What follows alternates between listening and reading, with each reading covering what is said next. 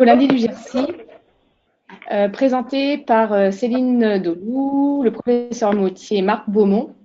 Donc, qui nous présente tous les trois une présentation depuis le CHU de Brest. Avant de commencer et donc laisser nos trois orateurs nous présenter la recherche à l'échelle d'un territoire illustré par le groupement Rimbaud. Donc, ils nous expliqueront ce qu'est Rimbaud. De l'outil.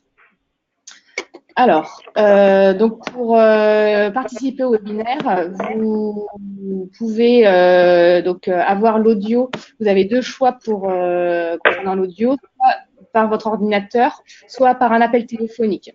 Donc vous cliquez sur l'option souhaiter et connectez-vous à l'audio ordinateur et vous appelez le numéro de téléphone qui vous indiquera, ainsi que le code qui vous sera présenté.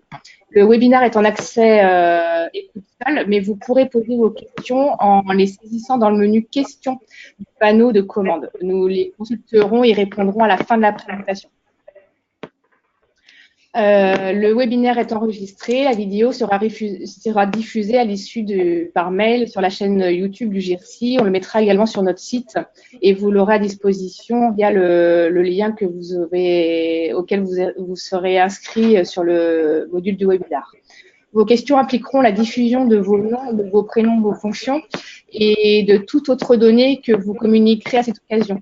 En conséquence, vos questions valent autorisation d'enregistrement et de diffusion de ces données. Les informations associées aux droits d'enregistrement sont détaillées dans le document à distribuer autorisation webinaire que vous avez également sur le module à droite de votre écran. Voilà, bonne participation et nous laissons la main donc à nos orateurs brestois.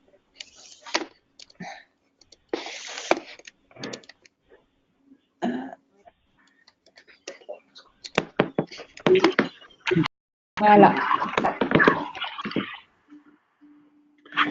Bien, bonjour à tous. Donc, on va vous parler de recherche clinique de territoire. Je m'appelle Dominique Mautier et j'anime la recherche clinique sur notre territoire de santé avec moi Céline Deloux, qui est responsable de la DRCI, et Marc Beaumont, qui anime la recherche clinique au territoire.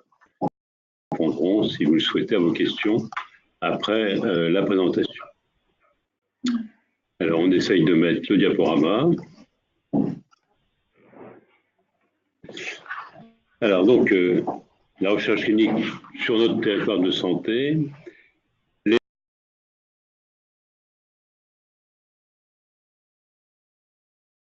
Du 29/07/2011,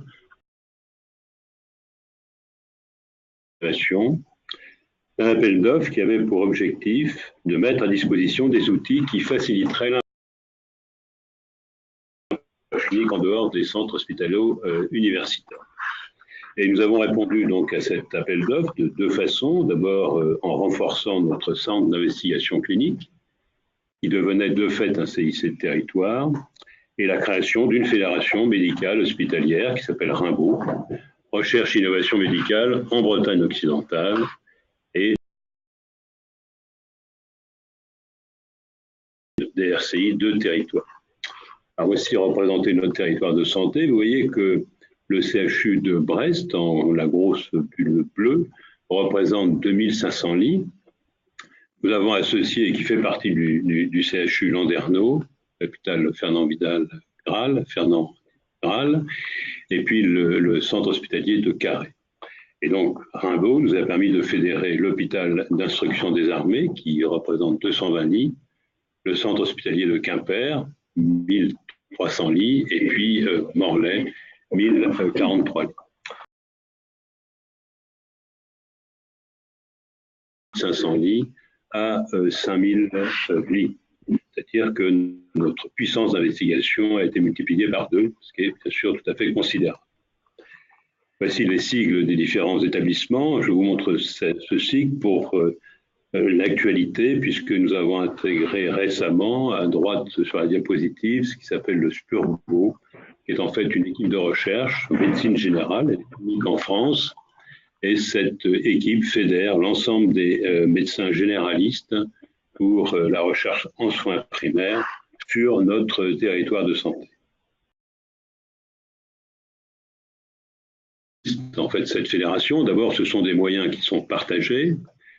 Nous mettons à la disposition des moyens de la DRCI pour la communauté médicale et paramédicale des établissements de santé qui nous entourent. Donc la DRCI est une DRCI territoire aujourd'hui. La structure opérationnelle qu'est le CIC, position avec les moyens obtenus par l'appel d'offres, une technicienne de recherche clinique dans chaque site sans aucune contrepartie. De notre centre de ressources méthodologiques du CHU, et donc ce centre de ressources méthodologiques est devenu un centre de ressources du territoire. Sont partagés par l'ensemble des établissements, c'est bien sûr implanter de façon, je dirais, un petit peu égoïste, nos protocoles de recherche clinique initiés à Brest, les impliquer, les organisés au niveau des établissements du territoire. Mais dès la conception de nos projets de recherche, nous impliquons les établissements de santé. Le deuxième objectif, et je dirais pour lequel je crois nous pouvons être probablement le plus fiers, c'est de soutenir les initiatives des praticiens des établissements de santé par l'aide méthodologique, par nos moyens opérationnels, par le recrutement des patients.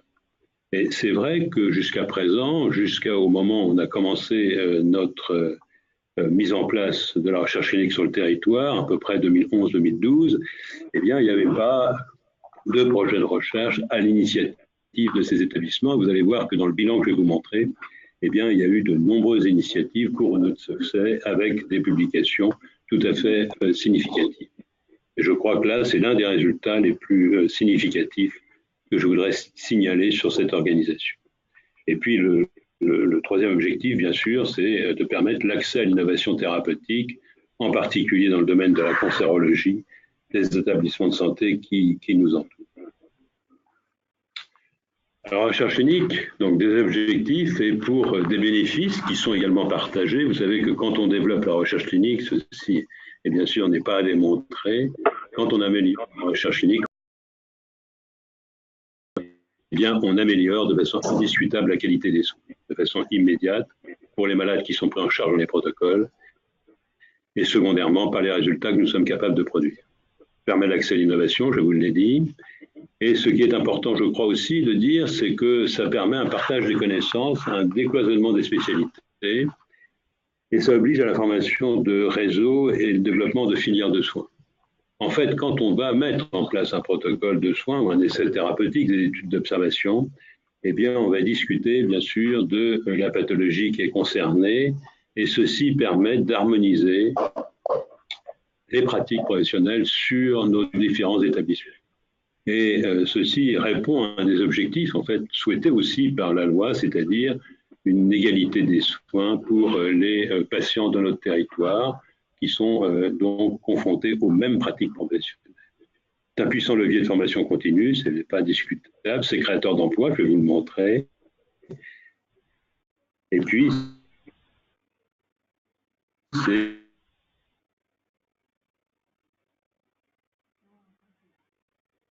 également l'objet de bénéfices à travers les inclusions pour les publications. Alors voilà les bénéfices et un peu les chiffres obtenus grâce à cette organisation depuis 2013. Avant 2013, pas grand-chose. Et vous voyez que si on cumule les inclusions dans les essais, les études d'observation des malades sur l'hôpital des armées, Morlaix et Quimper, Cornouailles, vous voyez qu'on est passé de pratiquement rien à pratiquement, si on fédère, si on regroupe les trois établissements, à près de 15 000, à plus de 15 000 inclusions sur notre territoire de santé. C'est tout à fait, je crois, spectaculaire.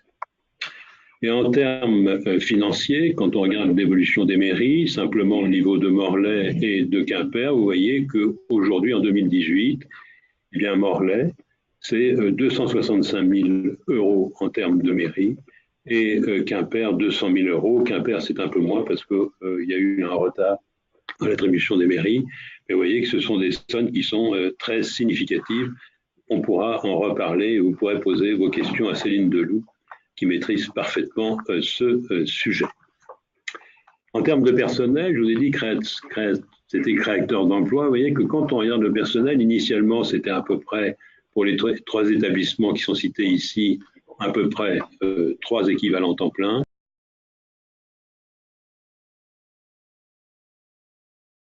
Temps plein, et probablement que dans les années qui viennent, il y aura encore des recrutements sur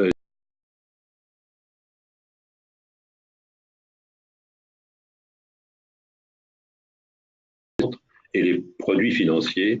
Ce que produit en termes de finances la recherche clinique permet le financement de ces personnels aujourd'hui. Alors, ce que je vous disais, en termes d'initiative de nos collègues sur le territoire de santé en dehors du CHU. Vous voyez qu'ils ont obtenu 5 programmes hospitaliers de recherche infirmiers et paramédicale. Ceci est vraiment à souligner, c'est lié au dynamisme d'un de nos kinésithérapeutes qui est à côté de moi et qui vous parlera tout à l'heure, qui s'appelle Marc Beaumont. Mais vraiment, il y a eu un développement tout à fait considérable de cette recherche avec différents protocoles qui ont été développés et qui ont permis donc des publications de très bon niveau dans des revues anglo-saxonnes. Vous voyez également que 5 PREPS, programmes de recherche sur les performances des systèmes de soins, ont été produits, ont été financés. Un sur Roscoff sur la mucoviscidose, et on a une collaboration bien sûr très forte avec Roscoff sur la mucoviscidose, et puis des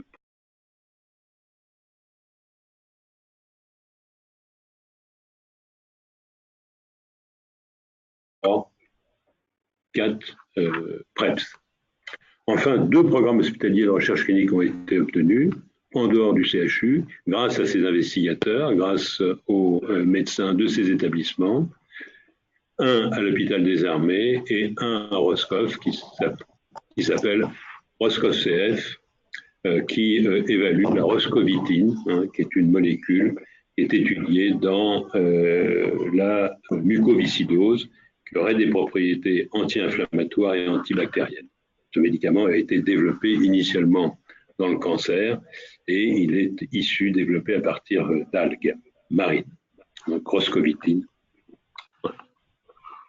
Et puis naturellement, nous avons pu, et c'était un objectif, un des 2 objectifs importants, implanter nos études dans les centres hospitaliers, dans les établissements qui nous entourent. Vous voyez, une étude d'observation, par exemple, qui s'appelle Hémotep. L'objectif, c'était de déterminer quel était le risque hémorragique et thrombotique de la femme pendant la grossesse et le postpartum. Eh bien, grâce à la collaboration de Quimper, de Morlaix, de Carhaix, de Landerneau, et également d'ailleurs des cliniques privées qui nous entourent, eh bien, nous avons pu recruter près de 20 000 femmes de façon, je dirais, en prospective, et ceci est tout à fait unique. Il n'existe pas dans la littérature d'une série aussi importante avec un suivi de ces femmes après leur grossesse, et ceci va nous permettre, et grâce à ces établissements qui nous entourent, de répondre à cette question qui n'a aujourd'hui pas de réponse réelle pour ce qui est du risque thrombotique et hémorragique chez la femme enceinte et dans le postpartum. Et puis les essais thérapeutiques, vous savez que c'est compliqué d'inclure des malades dans les essais thérapeutiques. Eh bien, grâce à l'initiative et à l'idée d'un chirurgien orthopédique à Morlaix, nous avons mis en place une étude qui s'appelle ESPER, qui étudiait l'épargne sanguine l'épargne sanguine possible grâce à l'utilisation de l'Eclasil, qui est un médicament qui empêche les saignements chez les malades opérés de la hanche et qui recevait une prophylaxie par du rivaroxaban. Cette étude est terminée et est publiée. RoscoCF, qui est un essai thérapeutique qui évalue la place de la roscovitine dans la prise en charge de la mucoviscidose. Symptômes sur lesquels je vais revenir, auxquels je suis pour vous montrer quelle peut être la puissance, en définitive, d'inclusion de ces établissements de santé qui nous entourent. Et puis, on a également donc mis en place des évaluations de stratégies diagnostiques de l'embolie pulmonaire par la scintigraphie pulmonaire, la tomoscintigraphie pulmonaire, et chez la femme enceinte. Alors, Symptômes est un exemple, je crois, frappant qui montre l'intérêt de cette collaboration avec nos établissements de santé. Vous voyez, c'est un essai thérapeutique qui vise à l'efficacité de la prophylaxie de la maladie veineuse thromboembolique, c'est-à-dire des phlébites et de l'embolie pulmonaire, par une héparine de bas poids moléculaire qui est le Lovenox. C'est un essai qui est en double aveugle. Donc, c'est des essais qui sont compliqués. Nous devons inclure près de 5000 patients. Vous voyez qu'on a déjà inclus 2100 patients. Et quand vous regardez les centres, eh bien, vous voyez que, alors que tous les CHU de France pratiquement participent, et les grosses CHG, vous voyez que, bien sûr, à Brest, puisque nous sommes les plus concernés, nous sommes le premier centre, mais que Morlaix est le deuxième centre national, avec 158 inclusions dans un essai thérapeutique en double à 119 inclusions, c'est le cinquième centre, et Quimper, donc 48 inclusions. Et en définitive, si je réunis l'ensemble de ces centres, eh bien, ceci représente 565 malades, c'est-à-dire près de 27%, 28% des malades qui ont été inclus dans cet essai thérapeutique. Et ceci n'a pas été fait. Je crois qu'on n'a pas eu ce résultat sans. Voilà, je vais maintenant laisser la parole à Marc Beaumont, qui va vous parler de la recherche paramédicale sur le territoire. Bien, bonjour à tous. Donc moi je suis Marc Beaumont, je suis kinésithérapeute dans le service de réhabilitation respiratoire à l'hôpital de Morlaix et je suis vraiment un produit de cette fédération qui m'a permis de faire de la recherche et de maintenant coordonner la recherche paramédicale au sein de la fédération Rimbaud. Donc pour rappel, la recherche paramédicale et les bénéfices est avant tout pour les patients, hein. Ça permet d'offrir une meilleure qualité des soins pour les patients qui participent à ces études. Et ensuite, il y a des effets bénéfiques aussi pour le soignant, parce que ça permet aussi aux paramédicaux d'apporter les meilleurs niveaux de preuve pour étayer les pratiques professionnelles, et toujours dans le but d'optimiser la prise en charge de nos patients. Enfin, nous, en tant que paramédical, ça nous permet de rester en contact avec les innovations, pouvoir accéder aux données les plus récentes et aussi développer les réseaux professionnels qui mettent en commun évidemment leur expérience et leur savoir. D'un point de vue aussi local, ça permet vraiment de dynamiser les services, enfin un service ou les services qui participent à la recherche. Ça permet de dynamiser une activité paramédicale et ça permet aussi éventuellement de rendre plus attractif le travail en libéral, dans les hôpitaux, parce que c'est parfois difficile, notamment pour les professions paramédicales telles que kinésithérapeute ou ergothérapeute, de travailler dans les centres hospitaliers. Et enfin, pour l'établissement, il y a quand même vraiment une image positive grâce à la participation à des congrès pour présenter les résultats. Et évidemment, comme l'a montré M. Mottet, un bénéfice financier qui est non négligeable pour les établissements, les centres hospitaliers généraux.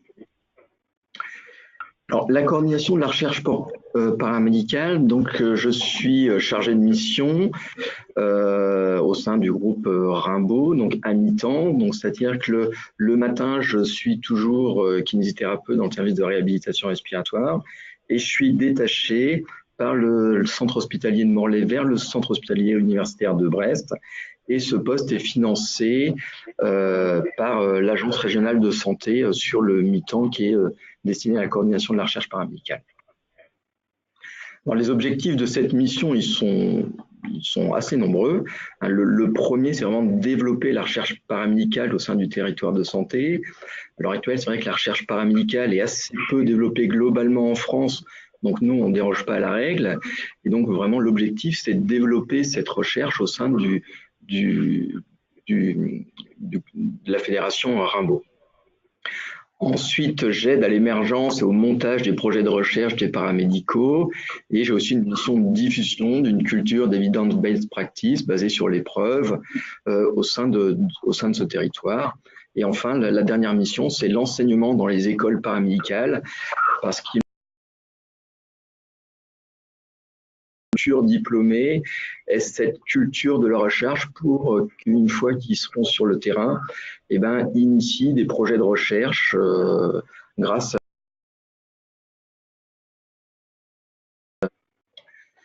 Les rôles de mon poste, c'est vraiment de collaborer avec les directeurs de soins du groupement hospitalier de territoire élargi, hein, donc Brest et Quimper, dans la diffusion d'une culture de la recherche paramédicale, aider les cadres de santé à soutenir les projets de recherche qui émergent. Il ne peut pas y avoir de projet de recherche paramédicale s'il n'y a pas d'aide des cadres de santé. Et donc là, j'ai vraiment un rôle d'accompagnement des cadres de santé pour l'organisation pratique des études de recherche, et enfin accompagner les équipes pluriprofessionnelles à formuler, structurer les projets. Et donc ça, c'est vraiment en relation avec la DRCI du CHU que c'est possible. Donc les objectifs à court terme, quand j'ai eu ce poste là, qui était en fin d'année 2018, c'était de demander aux paramédicaux leur avis sur la recherche. Donc j'avais distribué une enquête au sein de tous les établissements qui font partie de Rimbaud, où je questionnais tous les paramédicaux sur leur avis sur la recherche. Donc l'objectif, c'était vraiment de connaître les personnes qui étaient intéressées par la démarche pour les aider dans l'élaboration de la recherche et les accompagner dans la mise en place de leur projet. Les résultats montrent que la plupart des paramédicaux sont intéressés par la recherche, mais ce qui revient pour quasiment un tiers des paramédicaux, c'est qu'ils ne savent pas comment faire et qu'ils ont besoin de formation, d'information pour pouvoir réaliser en fait cette recherche. Au CHU de Brest, j'ai pris la suite d'un comité de recherche paramédicale qui s'appelle le COREPA, qui avait été créé par une directrice de soins qui s'appelait Madame Caroline Joly. Et donc l'objectif, c'est vraiment de définir, de mettre en œuvre et de suivre la stratégie pour le développement de la recherche paramédicale. Et actuellement, c'est coordonné par une directrice de soins, Madame Julien Flageol et moi-même. Et donc, ces missions de ce comité, c'est de communiquer sur la recherche paramédicale au sein des différents établissements pour vraiment promouvoir la culture de recherche. Donc, on a des réunions qui sont tous les 2 à 3 mois où, lors de ces réunions, sont invités tous les cadres coordonnateurs de la recherche clinique des différents établissements qui sont dans Rimbaud. Et on a également mis en place des journées de recherche paramédicale auxquelles étaient invités tous les paramédicaux et autres professionnels de santé des différents établissements. Donc là, pour finir, je vais faire un petit focus sur les publications et les programmes hospitaliers dans les hôpitaux périphériques du CHU.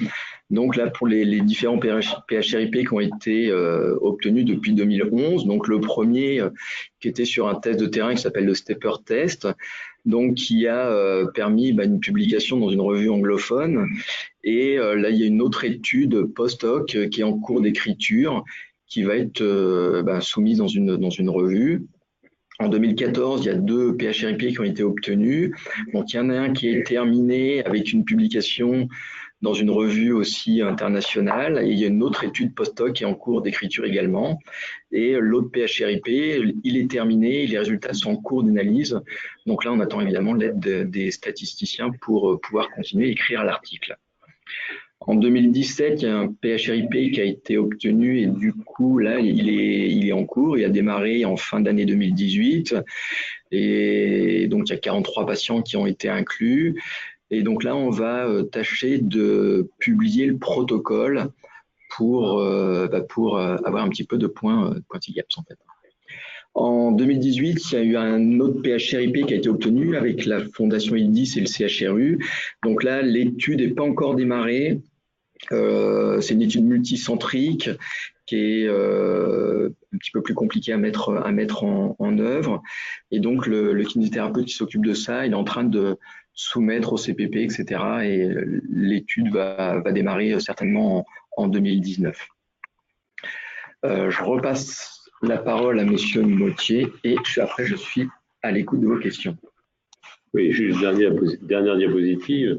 J'ai oublié de vous dire dans la présentation qu'on avait mis à disposition de chaque établissement une attachée de recherche clinique sans contrepartie initialement. Et la deuxième chose très importante, bien sûr, c'est que nous sommes présents tous les mois ou tous les 2 mois dans chaque établissement où j'anime une réunion de recherche clinique avec les praticiens de l'établissement. Je crois qu'il est très important d'être présent dans ces établissements. L'idée générale, par ailleurs, recherche clinique médicale, paramédicale, c'est vraiment d'intégrer recherche clinique et soins. Et je crois qu'il faut vraiment qu'aujourd'hui, dans tous les établissements, qu'ils soient universitaires ou pas, il y ait une intégration recherche-soins. Et que à chaque moment, dans notre activité professionnelle, qu'on soit médecin ou paramédicaux, c'est de se dire qu'est-ce que je fais dans mes pratiques professionnelles, comment je peux l'améliorer, et si on veut les améliorer, quelle idée est notre rôle à nous, c'est de mettre en musique ces idées et de transformer ces idées en protocole de recherche. Alors pour terminer, on voudrait naturellement continuer à renforcer cette structuration de la recherche clinique, non seulement en intégrant dans le territoire les établissements de recherche publics, mais également privés. Et je vous parlais tout à l'heure d'un essai thérapeutique que j'ai mis en place sur l'établissement et d'une étude observationnelle sur le risque thrombotique. Et bien ceci a associé à chaque fois les cliniques qui nous entourent. Et j'avoue que j'ai été très étonné par le dynamisme de nos collègues dans le secteur privé pour faire de la recherche clinique. Et je pense qu'on pourra probablement fédérer dans l'avenir ces établissements avec nous. Le deuxième problème qui est important, et mes collègues le savent bien, quand on veut faire un essai thérapeutique, on se heurte toujours à une très grande difficulté, c'est le comparateur, c'est-à-dire de pouvoir accéder à un placebo lorsqu'il n'y a pas de produit de référence ou lorsqu'on compare deux thérapeutiques et qu'on veut un placebo de chacune des deux thérapeutiques. Aujourd'hui, c'est pratiquement impossible que la recherche académique ait accès à ces placebos. Tout simplement parce que les industriels ont leur développement de recherche et ils ne veulent pas aller forcément sur notre territoire, ou alors même que les réponses à la question qu'on pose les gênent si l'essai naturellement est négatif. Et collaborant, pour ma part, très fortement avec l'industrie pharmaceutique, je pense que l'indépendance avec l'industrie pharmaceutique est un élément aussi important et que nous devons, dans la recherche académique, pouvoir développer des essais thérapeutiques en double aveugle. Et pour ce faire, nous avons créé sur notre interrégion ce qu'on appelle Pépérigo, qui est une plateforme interrégionale destinée à la production pharmaceutique pour la recherche institutionnelle et pour obtenir donc des comparateurs. Alors ceci a des limites, c'est une collaboration, donc certains font les comprimés, d'autres l'injectable, mais cette initiative a des limites et j'aurais aimé, j'aimerais et j'espère que cette initiative va avoir un développement national, car au niveau national, quand vous interrogez l'INSERM, quand vous interrogez les différentes structures, ils attendent un établissement de ce type et c'est compliqué à monter. Et je pense que même cette structure pourrait avoir une dimension européenne. Enfin, il y a un projet de loi qui a attiré notre attention, en tout cas celui de Céline Deloup qui est à ma gauche, sur la création de centres uniques regroupant plusieurs établissements dans le cadre de la promotion industrielle. Ceci voudrait dire qu'un promoteur industriel pourrait, par exemple, venir s'adresser à Rimbaud et que Rimbaud serait un centre unique alors qu'il a donc plusieurs centres à sa disposition, Morlaix, Quimper, La Chia, Roscoff, etc.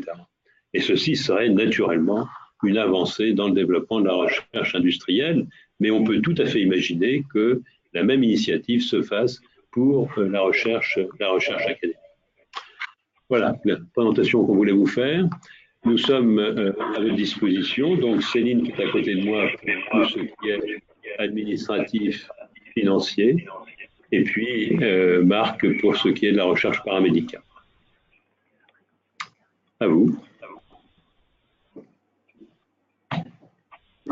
Vous m'entendez? Je vous écoute. Oui. Merci beaucoup. Je suis impressionné par la recherche de Rimbaud.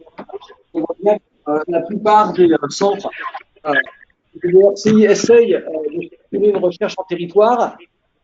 C'est pas simple. Donc, manifestement, vous avez réussi de façon intelligente. Le dernier point, effectivement, je partage votre avis. Je pense que la plateforme Péprigo a ses limites et que l'échelle nationale sera certainement la solution.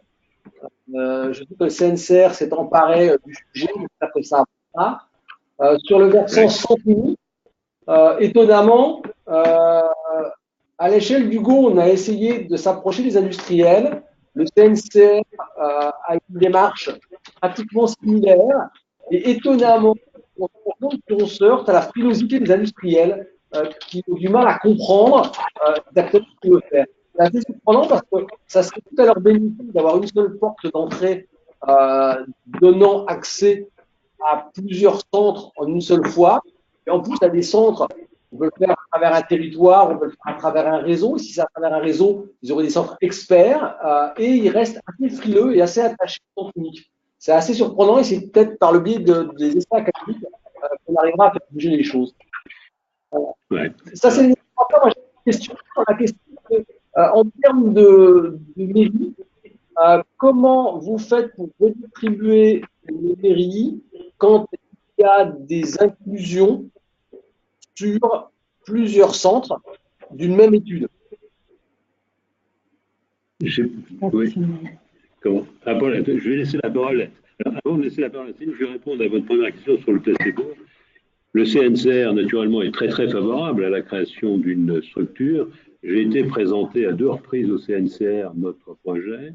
J'ai été 3 fois au ministère où j'ai mes conseillers qui malheureusement changent souvent et donc le suivant n'a pas au courant de ce qu'on a dit au précédent. Donc c'est assez compliqué d'arriver à un résultat, mais nous sommes têtus et on va continuer à essayer d'obtenir cette production de placebo. Donc, je laisse la parole à Céline pour l'aspect financier. Oui, bonjour. Alors, pour en fait, chaque année, nous demandons au ministère une extraction. Ah, vous ne m'entendez pas. Est-ce que c'est mieux? Est-ce que ce sera mieux?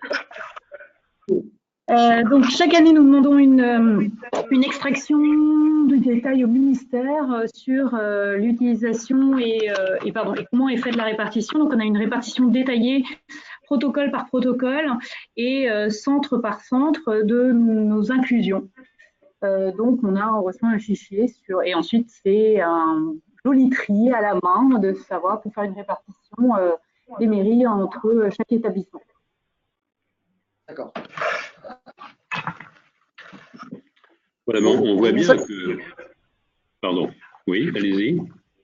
J'ai dit, donc vous faites une répartition au prorata de l'inclusion. C'est ça. Tout à fait. Tout à fait. Vous voyez qu'en partant de une attachée de recherche clinique par établissement, aujourd'hui, on arrive à 3 ou 4 dans certaines structures.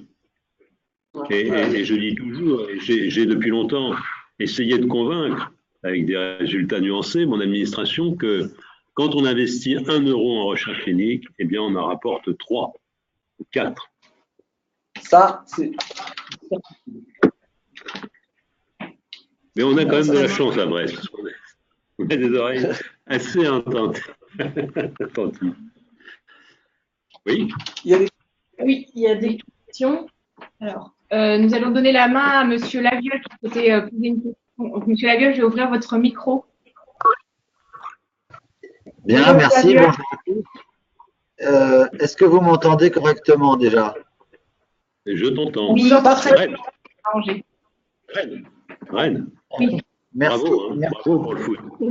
Pas mal. Ouais, merci. Merci beaucoup, Dominique, pour cette présentation. Tu as vu qu'on avait monté en première division aussi, nous. Hein. Ouais, c'est bien.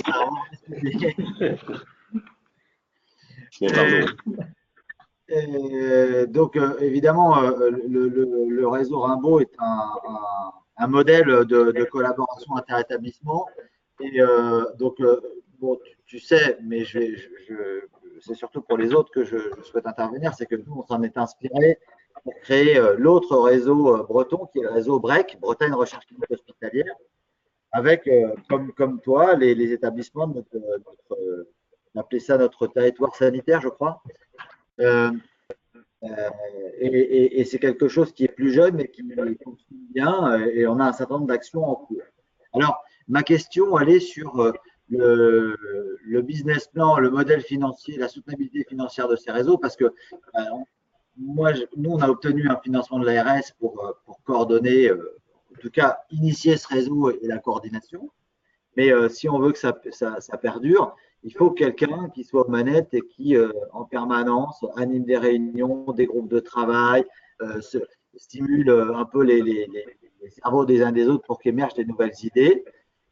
Et tu sais très bien que nous, on ne peut pas tout faire tout seul, donc on a besoin de monde. Alors, on a quelqu'un à Rennes, tu as quelqu'un à Brest, mais est-ce que tu peux nous en dire un peu plus sur la manière dont tu organises ça, tu peux pérenniser un peu des postes pour cette animation? Ouais. Voilà. Cette animation, depuis le début, c'est moi qui l'ai pris en charge, c'est-à-dire que je suis présent, j'ai été présent dans chaque établissement tous les mois, tous les 2 mois ou tous les 3 mois pour animer une réunion de recherche. Je pense que cette présence est tout à fait indispensable et que je pense qu'elle est appréciée des établissements de pouvoir discuter avec nous. D'autre part, je suis toujours accompagné en règle de Céline, qui est donc la responsable de la DRCI, et puis de notre responsable au niveau opérationnel de notre centre d'investigation clinique. Et puis maintenant, je suis accompagné de Marc Beaumont pour la recherche paramédicale. Je crois que, alors c'est bien sûr contraignant. Pour ma part, très sincèrement, au départ, c'était pas facile, mais aujourd'hui, j'y prends beaucoup de plaisir. Et j'ai vraiment de grande satisfaction, d'intérêt que d'animer ces réunions qui sont passionnantes. En termes financiers, quand tu parles de business plan, il faut bien voir que, par exemple, dans ces symptômes, eh bien, quand on inclut un essai thérapeutique et que l'investigation, que l'inclusion est à Morlaix, bien sûr, ils vont toucher les mairies liées à l'investigateur. Mais nous, en termes de promoteurs, eh bien, on a la mairie promotion, et qui est aussi une somme significative et qui nous permet l'animation en retour des initiatives que nous prenons. Sincèrement, c'est une richesse pour nos CHU que d'aller mettre de la recherche clinique, développer de la recherche clinique au niveau des établissements de santé qui nous entourent. Alors le bénéfice, pour moi, bien sûr, en premier, il est médical, et j'ai insisté tout à l'heure sur cette création de réseau et ces filières de soins, qui nous permet d'harmoniser les soins, mais je crois qu'au plan financier, on a de quoi financer des postes à travers l'activité de ces centres pour ce qui est des mairies promoteurs qu'on peut récupérer ensuite et du score SIGAPS, parce que bien sûr les publications qui ont été produites dans ces établissements, nous sommes le plus souvent associés parce qu'on était à la méthodologie, parce que nous participons aussi à l'inclusion. Ouais, merci. Voilà. Alors je termine parce que c'est vrai que bon, je comprends ton implication qui est majeure et ça tout le monde la connaît. Donc, ce que je comprends, c'est aussi que tu as une grosse implication de la direction de la recherche puisque tu as 2 personnes qui t'accompagnent. Oui.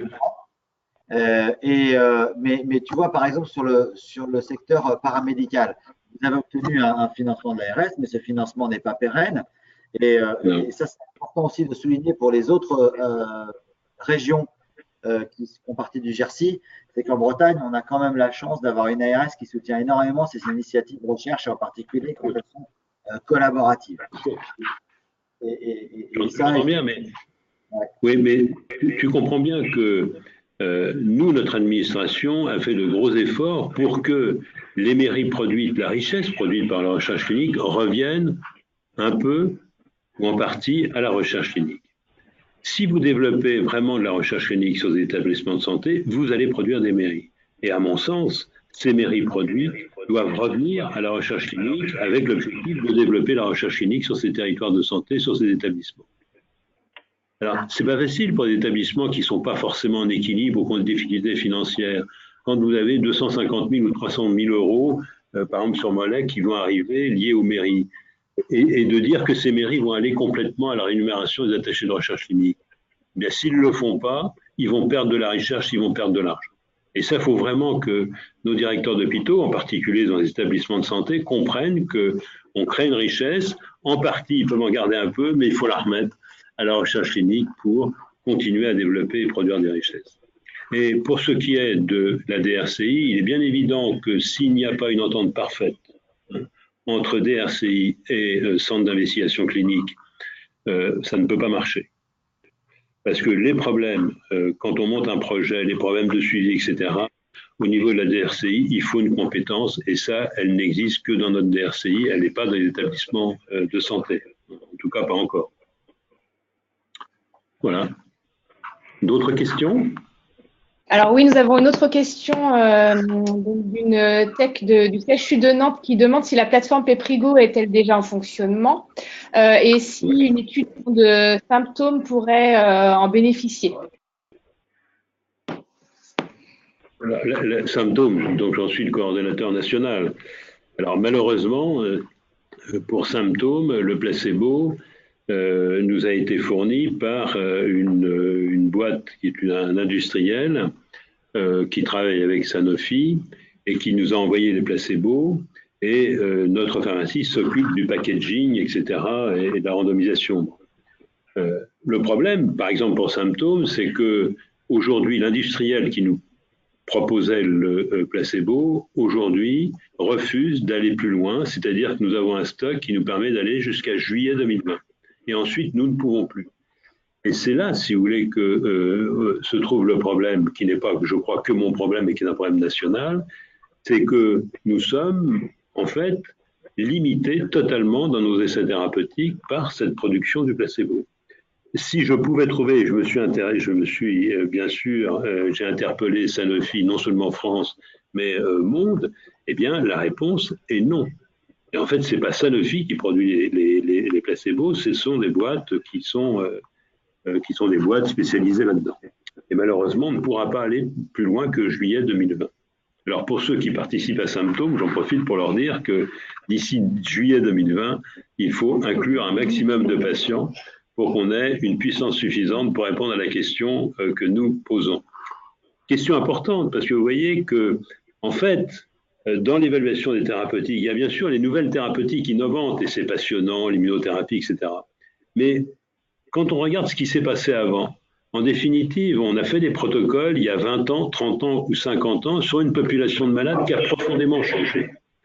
La population a profondément changé, l'environnement a changé, nos techniques de prise en charge ont changé. Et donc, on doit se poser aujourd'hui à nouveau la question, est-ce que ces thérapeutiques qui ont apporté un bénéfice apporteraient toujours un bénéfice dans les conditions actuelles? Et c'est tout à fait, si vous voulez, l'esprit de symptômes. Est-ce que cette molécule qui a été utilisée pendant très longtemps est toujours aussi efficace alors que le risque a été diminué de façon très importante? C'est ce qu'on appelle la désescalade thérapeutique. Quand vous regardez la cardiologie, aujourd'hui, un malade cardiologique, il a souvent 4-5 médicaments qui ont été évalués il y a bien longtemps. Est-ce que ceci est toujours nécessaire? Il faut faire des essais, et c'est l'institution qui les fera, c'est l'académie qui le fera. Ce ne sont pas les industriels qui feront ça. Faire des essais de désescalade thérapeutique. Voilà. D'autres questions? Alors, nous avons une question donc de Madame Gillier. Oui. Une question, une remarque donc d'Émilie Gillier, qui est la chargée de mission du réseau financé par le GERSI Grand Ouest, le réseau de recherche paramédicale, et qui déjà vous remercie pour cette présentation et féliciter pour la présence des directeurs de soins et de la recherche sur le terrain. Elle nous transmet que cela paraît une excellente initiative pour impliquer les professionnels du terrain dans la recherche, notamment dans le secteur paramédical où le nombre de professionnels impliqués reste faible. Donc voilà, elle est très au fait étant donné son positionnement actuel.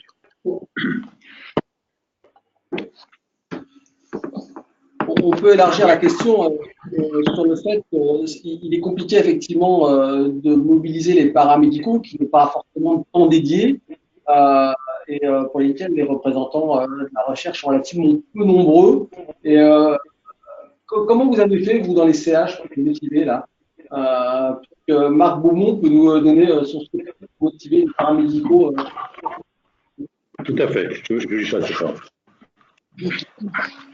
Alors c'est vrai qu'au départ, c'est quand même temps personnel, ça c'est clair et évident. Et au départ, il y avait aucun temps qui était dédié à la recherche.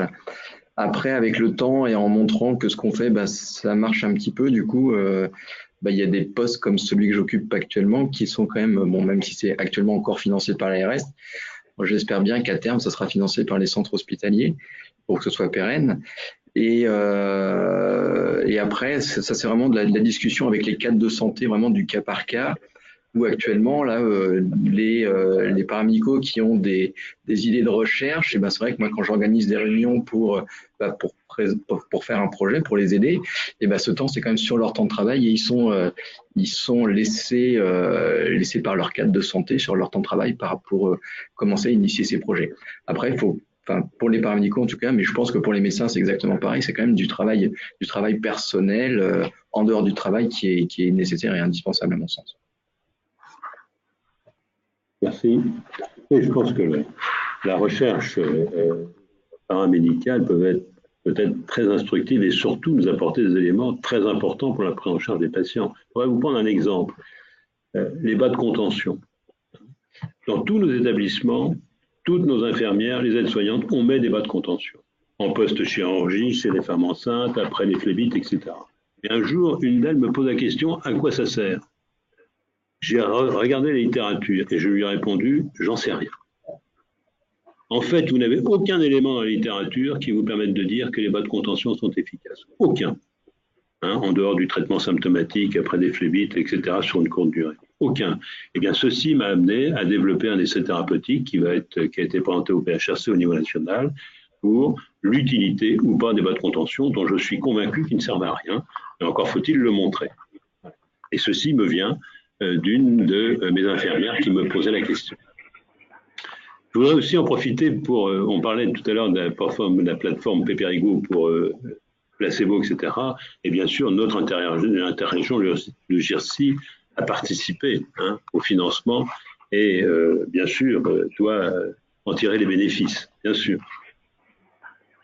D'autres questions?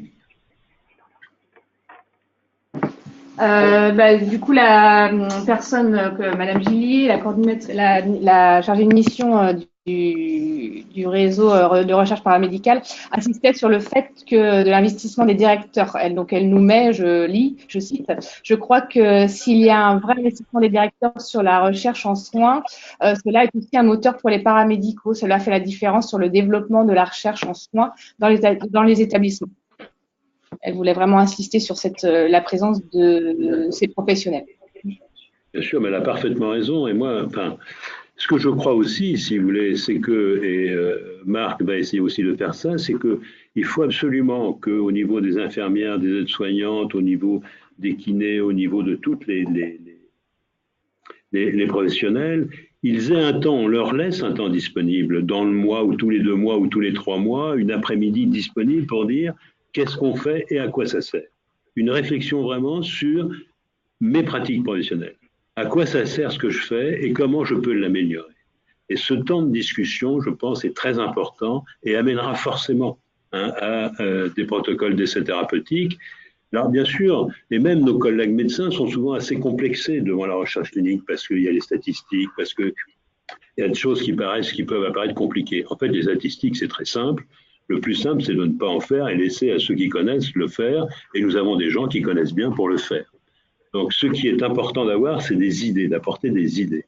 Et il faut toujours, je crois, que nos professionnels, qu'ils soient médecins ou non médecins, soient en démarche toujours de réflexion par rapport à ce qu'il faut. Ça m'apparaît, moi, tout à fait fondamental. Oui. Voilà. Madame Gillier vous remercie fortement.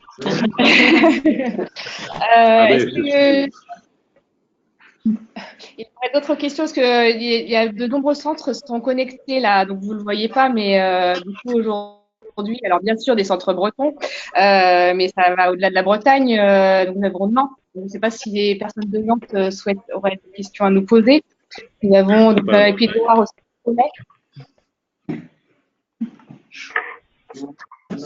En région centre-tour, bien sûr, Dreux, Chartres. Nous avons la Vendée avec nous également. Donc, n'hésitez pas à vous manifester si vous souhaitez poser des questions. Non, personne n'ose. Il n'y a plus de questions. On va s'arrêter. Encore une fois, merci beaucoup pour cette exposé brillant et motivant pour tout le monde. Effectivement, ça donne vraiment envie d'essayer d'atteindre votre niveau de réseautage à l'échelle du territoire. Ouais. Donc, ça donne envie, c'est sympa. Merci beaucoup. Hein. Je vous en prie. Il y a La Roche-sur-Yon en ligne, mais je voudrais leur dire un merci particulier parce que c'est un centre qui est très très actif dans le recrutement des malades pour nos essais thérapeutiques. Merci, La Roche-sur-Yon. Merci. On arrête là? Juste pour conclure, le prochain lundi du GIRSI, ce sera le 24 juin. Normalement, qui doit être présenté par l'ICO. Donc, on vous en dira plus très prochainement et vous pouvez retrouver toute cette présentation sur Internet. Merci à tous. Merci à tous. Merci. Merci à tous. Merci beaucoup. Ouais.